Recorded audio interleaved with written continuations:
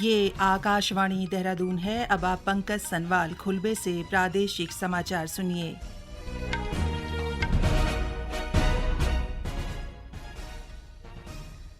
पहले मुख्य समाचार। प्रधानमंत्री नरेंद्र मोदी ने वीडियो कॉन्फ्रेंस के माध्यम से विशेष गुणों वाली फसल की 35 किस्में राष्ट्र को समर्पित की। मुख्य सचिव एसएस संधू ने देहरादून, हरिद्वार और हल्द्वानी में भी फूड टेस्टिंग लैब खोलने के निर्देश दिए। मुख्यमंत्री पुष्कर सिंह धामी ने देहरादून में मेगा स्वरोजगार शिविर में लाभार्थियों को बैंकों से जारी ऋण स्वीकृति पत्र और चेक वितरित किए। और आज़ादी के अमृत महोत्सव पर कुमाऊं में ट्रैकिंग और साइकिल रैली को दिखाई गई हरी झंडी। हरिद्वार में मुख्यमंत्री ने कार्यशाला को संबोधित किया।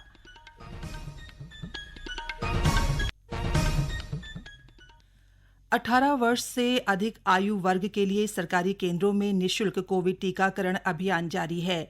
युवाओं से आग्रह है कि टीका जरूर लगवाएं और अन्य लोगों को भी इसके लिए प्रोत्साहित करें। जब तक आवश्यक न हो घर से बाहर न निकलें और सुरक्षा के 3 आसान उपायों का पालन करें। मास्क लगाएं, 2 गज की सुरक्षित दूरी बनाए रखें, हाथ और मुंह साफ रखें। कोविड संबंधी जानकारी और मार्गदर्शन के लिए राष्ट्रीय हेल्पलाइन नंबर 011-2397-8046 और 1075 पर संपर्क करें। इसके अलावा प्रदेश हेल्पलाइन नंबर है 104 और 0135 2722 100 और 2724 506। स्वाधीनता के 75वें वर्ष के उपलक्ष्य में सरकार आज़ादी का अमृत महोत्सव के अंतर्गत अनेक गतिविधियों का आयोजन कर रही है।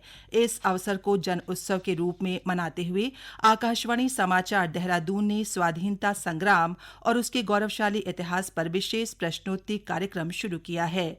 1 सितंबर से शुरू हुआ ये क्विज अगले साल 15 अगस्त 2022 तक चलेगा। इसे प्रत्येक बुधवार और बृहस्पतिवार को शाम 6:30 बजे से क्षेत्रीय समाचार में शामिल किया जा रहा है।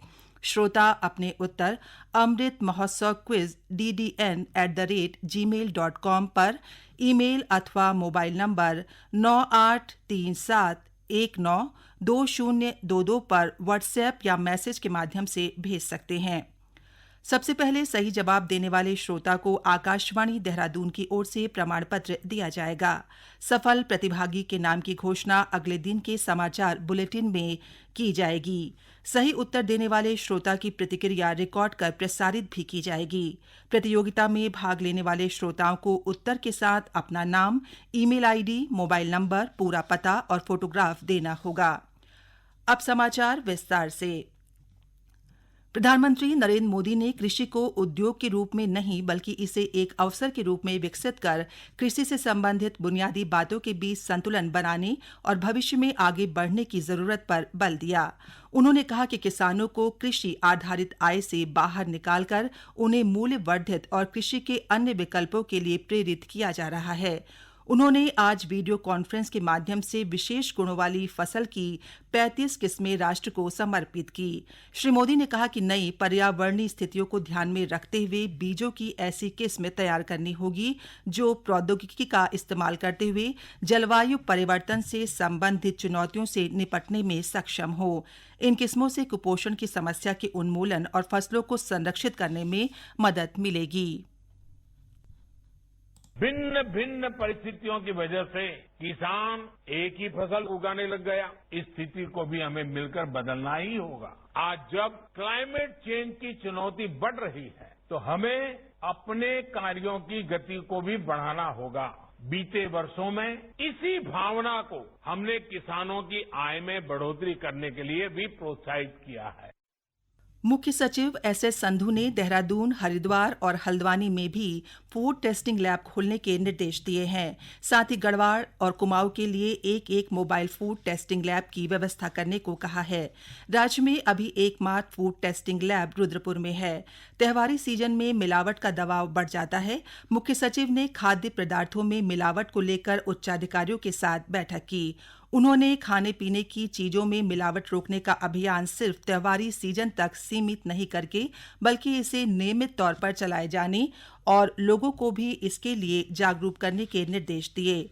मुख्य सचिव ने कहा कि होटल व्यवसायियों को स्वच्छता रेटिंग के लिए प्रोत्साहित करना चाहिए और इस पर आने वाला खर्च राज्य सरकार वहन करे, जिसके लिए प्रस्ताव लाया जाए। उन्होंने कहा कि खाद्य पदार्थों में मिलावट रोकने के लिए बनाए गए नियमों और मानकों का अनुपालन सुनिश्चित करना जरूरी है। इसके लिए पोर्टल बेस्ड मॉनिटरिंग होनी चाहिए और होटल व्यवसायियों को इसके लिए जागरूक किया जाना चाहिए।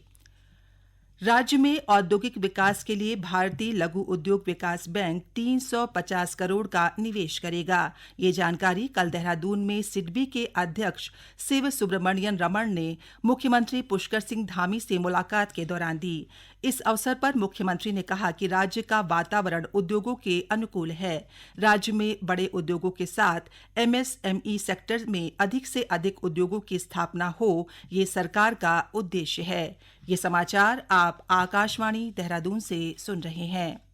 मुख्यमंत्री पुष्कर सिंह धामी ने आज देहरादून के सर्वे चौक स्थित महिला आईटीआई परिसर में आयोजित मेगा स्वरोजगार शिविर में लाभार्थियों को बैंकों से जारी ऋण स्वीकृति पत्र और चेक वितरित किए। इस अवसर पर मुख्यमंत्री ने कहा कि प्रदेश के सभी जिलों में स्वरोजगार के लिए शिविर लगाए जा रहे हैं। उन्होंने कहा कि राज्य में औद्योगिक विकास के लिए उद्योग पॉलिसी का सरलीकरण किया जा रहा है, साथ ही जन समस्याओं का समाधान जल्द हो, इसके लिए कार्यों के सरलीकरण, समाधान और निस्तारण पर विशेष ध्यान दिया जा रहा है। वहीं उद्योग मंत्री गणेश जोशी ने कहा कि प्रदेश में स्वरोजगार को बढ़ावा देने के लिए अनेक योजनाएं चलाई जा रही हैं। उन्होंने बताया कि मुख्यमंत्री स्वरोजगार योजना के तहत अब तक 10,000 से अधिक लोगों को स्वरोजगार से जोड़ा गया है। उत्तराखंड में जनसंख्या कानून की मांग लगातार बढ़ रही है। मुख्यमंत्री पुष्कर सिंह धामी ने कहा है कि राज्य के हित में जो भी कानून होंगे उस पर कार्य किया जाएगा।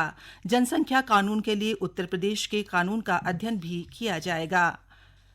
कृषि एवं कृषक कल्याण मंत्री सुबोध उनियाल ने देहरादून में उत्तराखंड बीज और तराई विकास निगम लिमिटेड की निदेशक मंडल की बैठक की अध्यक्षता की।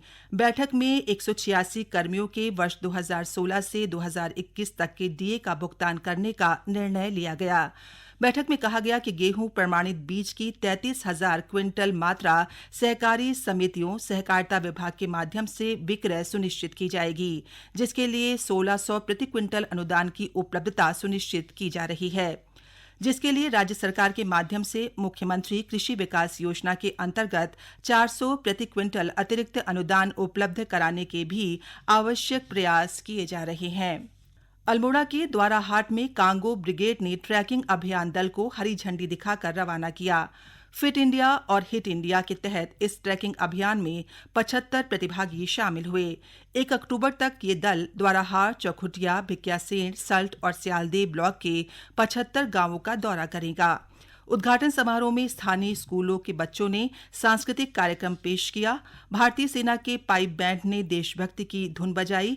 ट्रैकिंग अभियान दल में शामिल सैनिक स्वस्थ, स्वच्छ और समृद्ध भारत का संदेश लेकर लोगों के बीच जा रहे हैं।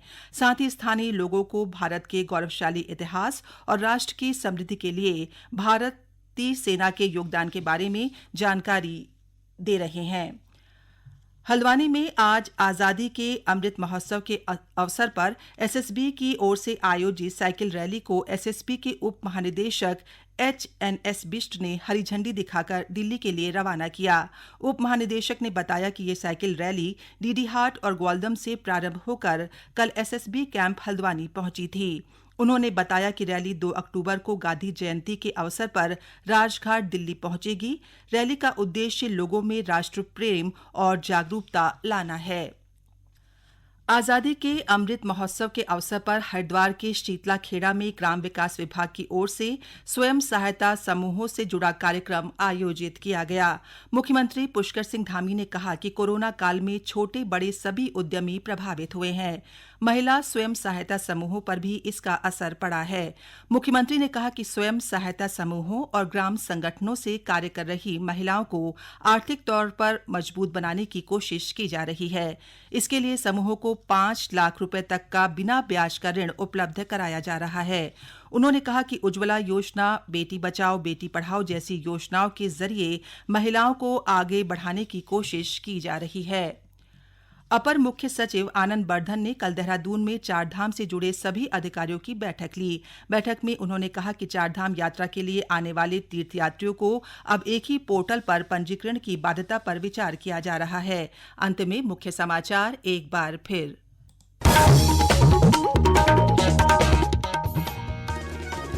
प्रधानमंत्री नरेंद्र मोदी ने वीडियो कॉन्फ्रेंस के माध्यम से विशेष गुणों वाली फसल की 35 किस्में राष्ट्र को समर्पित की। मुख्य सचिव एसएस संधू ने देहरादून, हरिद्वार और हल्द्वानी में भी फूड टेस्टिंग लैब खोलने के निर्देश दिए।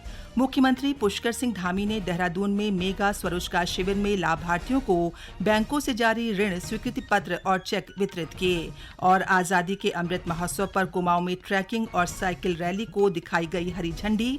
हरिद्वार में मुख्यमंत्री ने कार्यशाला को संबोधित किया। इसी के साथ प्रादेशिक समाचार समाप्त हुए। नमस्कार।